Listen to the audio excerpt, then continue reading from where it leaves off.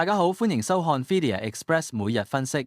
從宏觀層面嚟睇，半導體產業鏈嘅波動正喺度加劇，全球經濟增長放緩，加上地緣政治風險持續，資金正流向避險資產。供應鏈調整同庫存修正持續影響緊市場信心，主要經濟數據走弱，需求動能減退。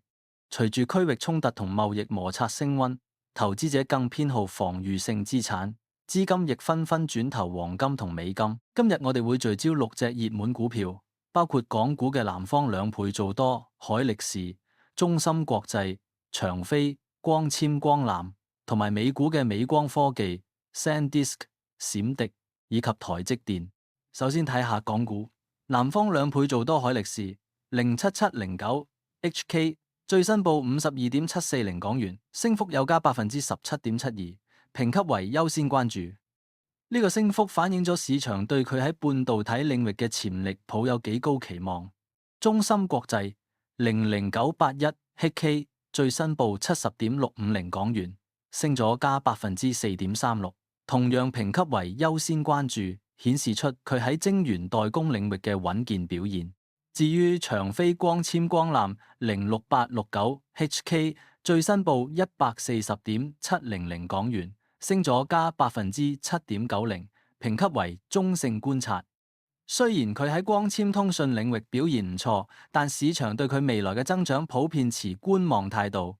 之後轉去美股，美光科技 MU 最新報848.950美元，微跌負0.50%，評級為優先關注。受惠於 DRAM 同 NAND 市場結構改善，加上 AI 伺服器對高效能運算嘅需求強勁，推升咗佢嘅長期成長動能。公司優化產品組合加埋產能紀律，有助提升盈利。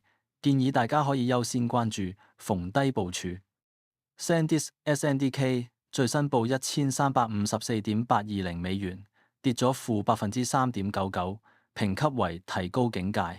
受到市場對記憶體需求波動同供應鏈不確定性嘅影響，SanDisk近期股價明顯受壓，短期內需要留意價格走勢同產業庫存調整嘅風險，建議投資者保持謹慎，密切追蹤後續發展。最後睇埋台積電 TSM 最新報398.370美元，跌咗負2.77%，評級係優先關注。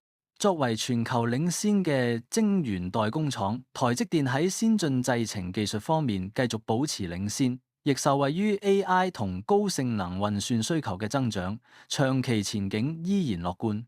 總括嚟講，半導體產業鏈嘅波動同宏觀經濟嘅不確定性，正喺度重塑緊整個市場。本期報告所提及嘅觀察區間，只供量化技術參考，並唔構成任何個人化嘅投資建議。市場有風險，實際交易之前請先諮詢持牌財務顧問。多謝收看，我哋下期再見。